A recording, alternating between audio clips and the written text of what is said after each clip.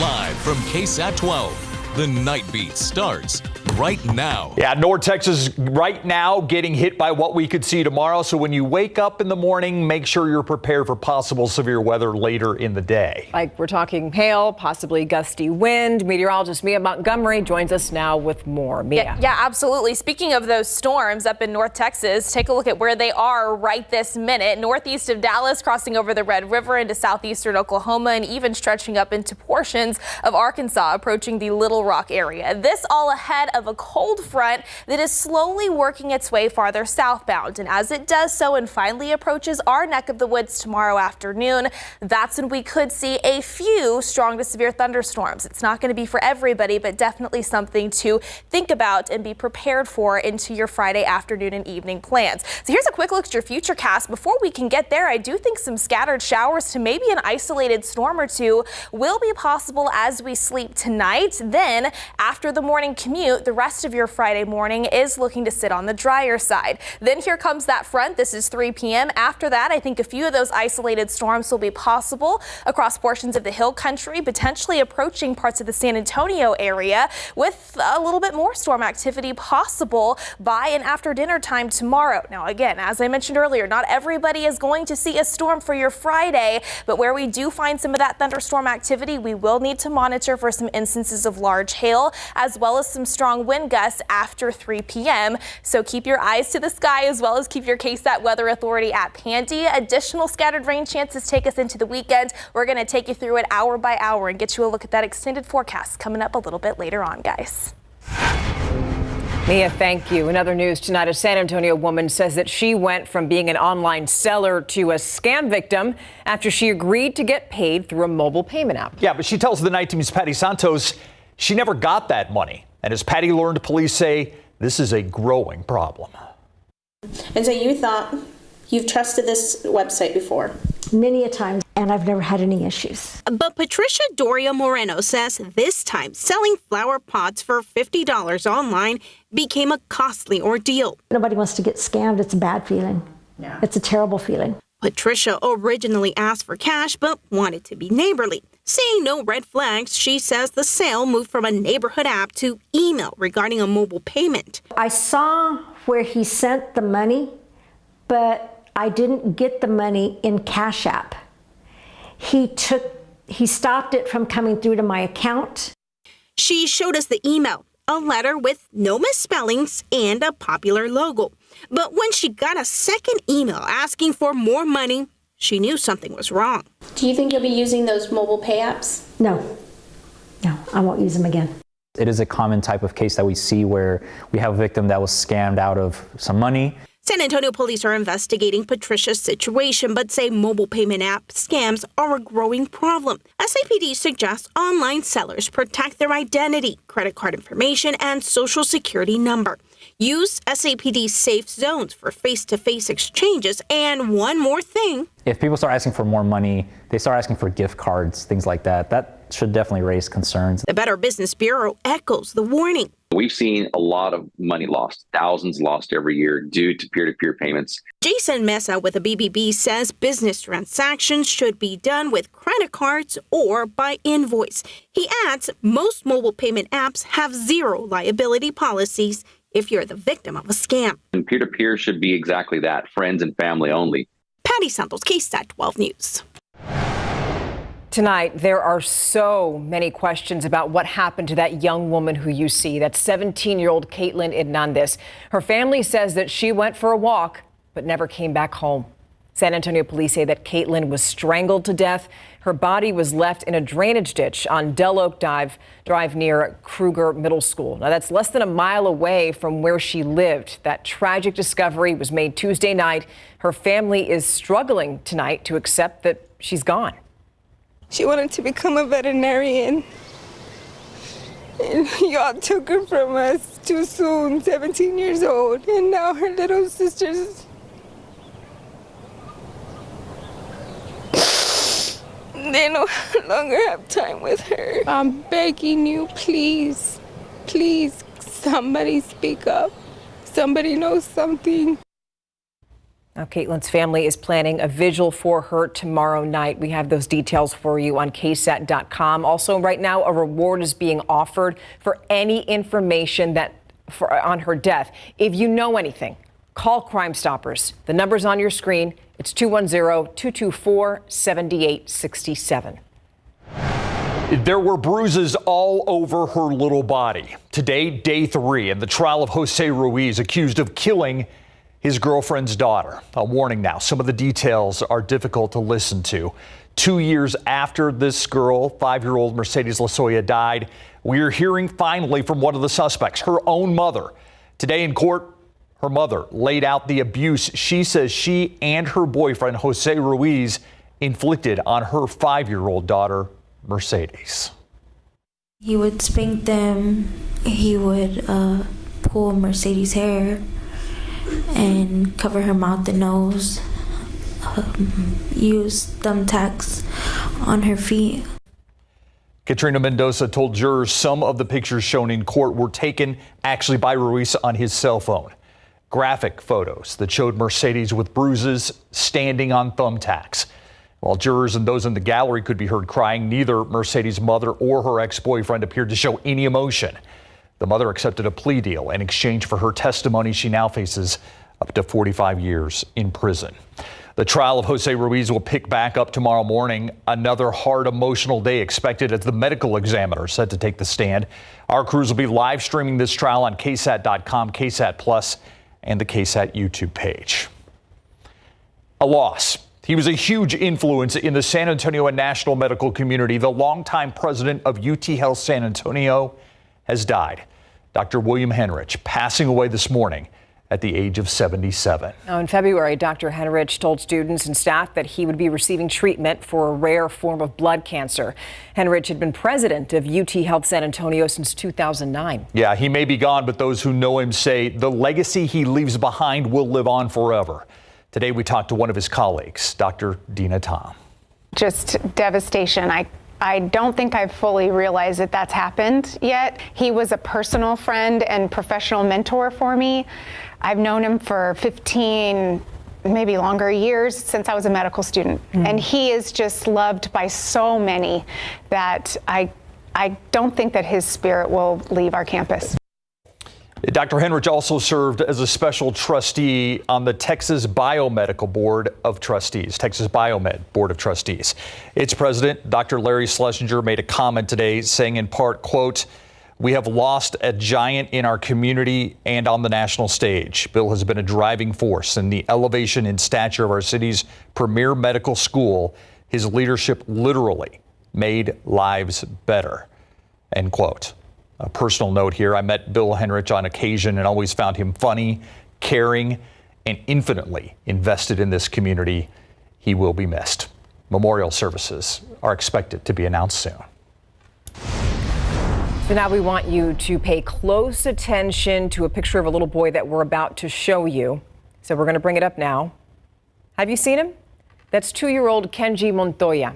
El Paso police think that he was abducted last night. He was last seen wearing a Spider-Man shirt. Take a good look at his picture again. Now, officers are also looking for this man, that's 29-year-old Miguel Montoya, in connection to the abduction. Now, he's driving a gray 2020 Dodge Journey with a Texas license plate number TKR0213. If you recognize that, if you know anything that could help, you can call El Paso Police at 915-316-7134. A Florida judge considering arguments in the classified documents case against former President Donald Trump. The judge hearing from both sides today. Former President Trump argues the case should be dropped, saying he had the authority to decide what documents from his time in the White House he could keep as personal records. The special counsel's office has argued the Presidential Records Act does not provide a president the ability to change classifications merely by moving the documents. Former President Trump has pleaded not guilty. So good news tonight. If you want to buy a used car, new data prices show that prices are down. And one San Antonio dealership says that they expect this to last. The night team's Avery Everett shows us why. In this parking lot alone, there's cars as far as the eye can see. Absolutely. Spotless Auto likes to keep their lot stocked. That is correct. And Mark McGurran says that's been easier to do with more supply out on the market. It has normalized. It's been 4 years since the start of the COVID-19 pandemic. During that time, fewer cars were available because parts were in short supply. McGurran says that's when buyers turned to used cars. Demand was always there. Now he says the used car market is on the move and prices are dropping. We're changing the prices every day to make sure that we are in line with the consumer demand and the pricing that's out there. Cox Automotive, the company behind Kelley Blue Book, reports wholesale used vehicle prices dropped nationwide last month. And here in San Antonio, McGurran says he's seen the market shift himself. It's so volatile. He says demand right now is for fuel-efficient cars under $30,000. And given the fact that the prices have been so high, it's been more difficult to get those for the consumers. So how do you sort of accommodate then as a used car dealership? You go with the market. And they're not the only business having to adjust to these shifts. This is where all the magic happens. Eric Garcia owns his auto repair shop just west of downtown. He says it was hard to handle price jumps for car parts during the pandemic. Oh yeah, for sure. You know, the price of oil shot up. Common stuff, filters that we keep on hand, stuff like that started really like doubling. Now he says part availability is becoming more widespread. It's starting to kind of level out a little bit now though. So how do these connect? Well, McGurran says more available parts means more cars out on the lot.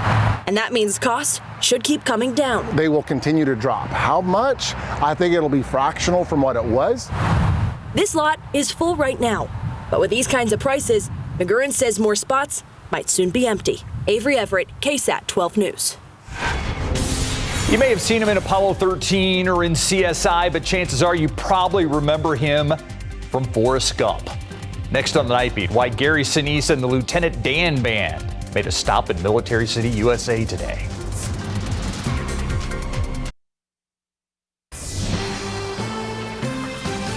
I can't believe this, but the movie Forrest Gump turns 30 this year, and the man who played Lieutenant Dan was in Military City, USA today, along with his band. Yeah, as the Night Team's John Paul Barajas reports, actor Gary Sinise says it's part of a plan to give back to those who have served our country. JP, this is something he does all the time. Steve, Stefania, that's right. And here he is, Lieutenant Dan, the man rocking the stage. And it's actually not the first time Sinise and his band have come to San Antonio. The first visit to Brooke Army Medical Center was back in 2009. Today's visit was part of a fundraiser with lots of fun and music, of course, as he's jamming out. The Gary Sinise Foundation supports those who protect us. Sinise and the Lieutenant Dan Band have performed more than 560 concerts to give thanks and to bring joy to active military veterans, Gold Star families, wounded service members, and first responders. We're going to have some fun together today. Hello, Brooke Army Medical Center. This afternoon, they performed at BAMC during the Invincible Spirit Festival, providing free food and entertainment. And I feel it's important because the work that's being done here is critically important. And we can't take it for granted what this hospital staff goes through, what the patients and their families go through at these hospitals. Sinise says veterans in his family and his role as Lieutenant Dan inspired him to give back to those who serve. If you'd like to help his cause, we'll have a link on our website, KSAT.com. Steve, Stefania. JP, thank you. So, all right, now it's 73 degrees out there. Mia, and tomorrow you've been telling us we've got to get ready for what may come tomorrow, depending on where we are. Yep. But we're talking about a roller coaster. We certainly are. So I think a few showers will be possible first thing in the morning, around 6 or 7 a.m. But then we start to clear things out, just a 10 to 20% potential throughout the remainder of your Friday morning. And then as we start to see that cold front that we were talking about at the top of the newscast approach south central Texas, that's when we could find some scattered strong to potentially even severe thunderstorms develop across portions of our region. Really by to after the 3 p.m. time frame and into that Friday evening timeline there as well. So let's go ahead and talk about why. We've got an area of low pressure anchored over the desert southwest this Thursday night. This is what's been dumping snow across portions of the Rockies over the past couple of days. It's not going anywhere as we head into the upcoming weekend and even into early next week. It's just going to hang out. And as it does so, it's going to allow for some pockets of upper level energy activity to swing across the state of Texas. Now, at the same time, then we start to see that cold front work its way in from the north. So by midnight tonight, the Metroplex, even close to the Red River and into parts of Arkansas, still dealing with some of that severe weather. For us here in San Antonio, before wake-up time tomorrow, I do think some scattered rain, maybe an isolated thunderstorm or two, could develop and move in from the southwest. That could linger into the morning drive time by about 6 to 7 o'clock in the morning. Then here's this. By noon, 1, 2, 3 o'clock, it's possible we even see some sunshine return.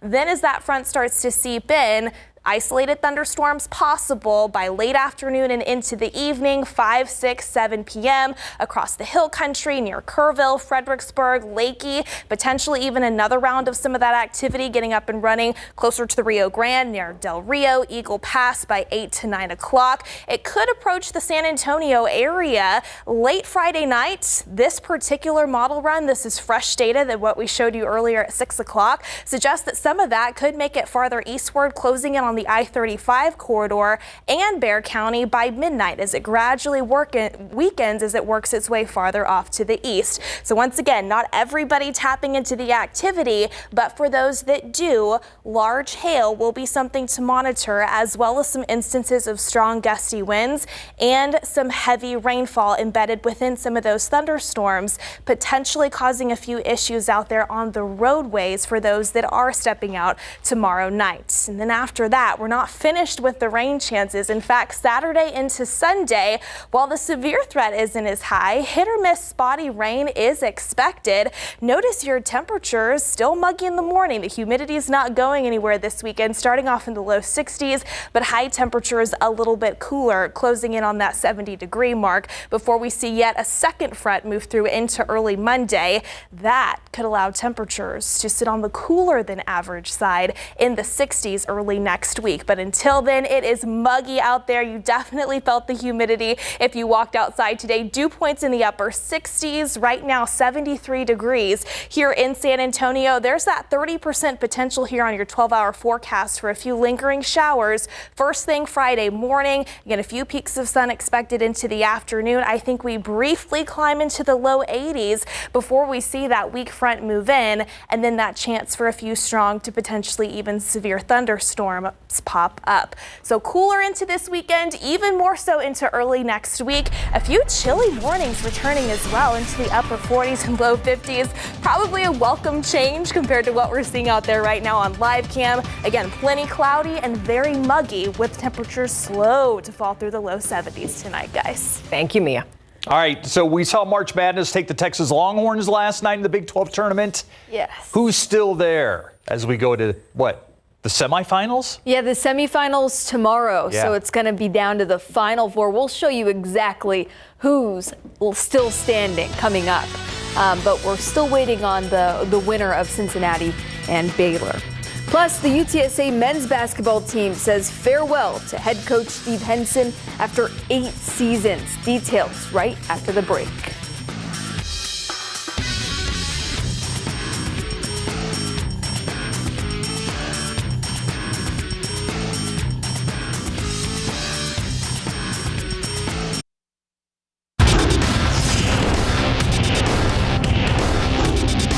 I've been called Vortex, I've been called Gumby, I've been called He-Man, but I feel like the biggest ones I like was from my first coach. He called me Gumby, Andre Patterson, so that was a cartoon before my time. So Danielle Hunter is a difficult guy to block, flexible and strong, if you will. That's why he earned the nickname Gumby in his rookie season in Minnesota.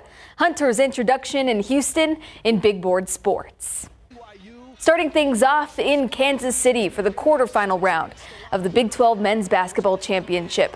4-seed Texas Tech and 5-seed BYU meet in a matinee tip-off. First quarter, Pop Isaacs pulls up for a deep jumper. Red Raiders with the lead. Texas Tech coming at you at all directions. Kerwin Walton alone up top. He lets the 3-ball fly. All right, second half. Tech escapes the press as Walton eventually gets the ball in transition for the layup. Texas Tech wins this one with ease. 81-67 over BYU. Red Raiders will play the winner of this next game. A battle between 1 seed Houston and 8 seed TCU. Houston's defense put the clamps on early. They held TCU scoreless for the first 7 minutes of the first half, but they were just getting started. Middle of the first half, Javier Francis throws it down hard. Cougars go up 16-0. Before halftime, Jamal Shed steals the pass and then finds LJ Cryer, who knocks down the transition three.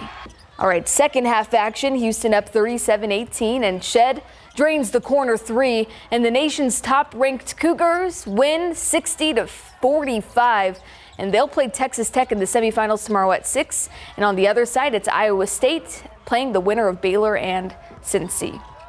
Texas A&M advanced in the SEC tournament with a win over Ole Miss. They'll face Kentucky tomorrow at 6 in the quarterfinals.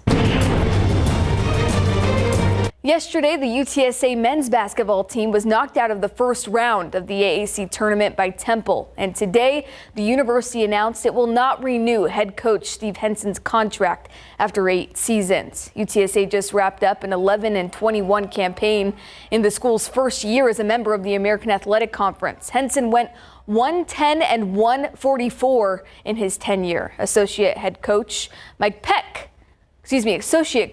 Peck will serve as the interim head coach as the search for Henson's replacement begins.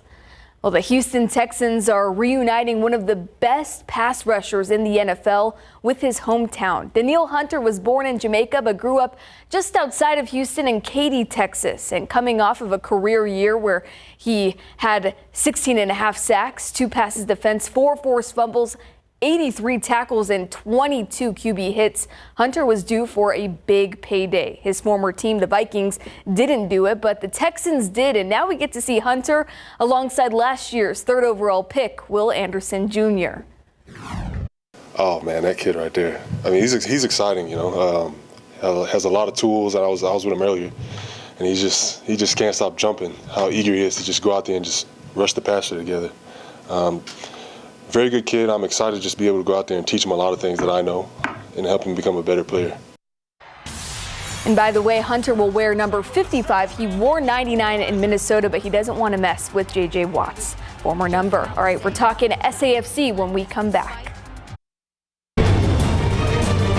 San Antonio FC played Loudoun United to a draw in its season opener last weekend. Our Nick Mantis was at practice this morning before the club leaves for its first road trip of the season.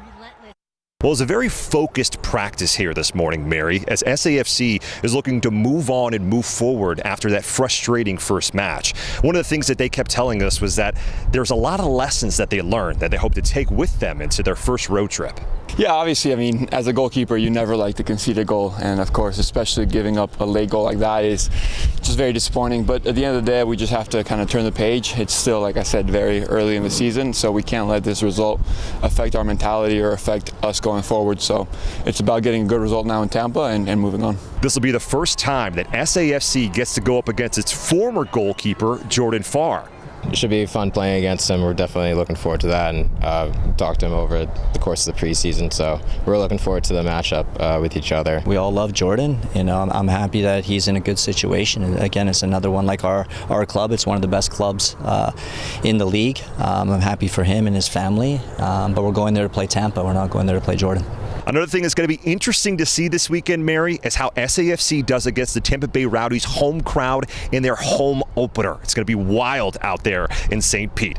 At the Star Soccer Complex, Nick Mantis, KSAT 12 Sports. 6:30 on Saturday. It's going to be a good one. Should be. Yeah. All right. Thanks, Mary. Thank you. We'll be right back. All right, so after 3 p.m. tomorrow. Sorry, we're just having a little talk here. She's not happy with the forecast. That was Stephanie, not happy with this forecast. No severe storms tomorrow. Yeah. We need the rain, no severe storms. After 3 p.m., just stay weather aware. Check in tomorrow with meteorologist Mike Osterhage, and then we'll monitor that. Even scattered rain chances into the weekend as well. So, yes, have a great night. We'll catch you on the morning. Good night. No.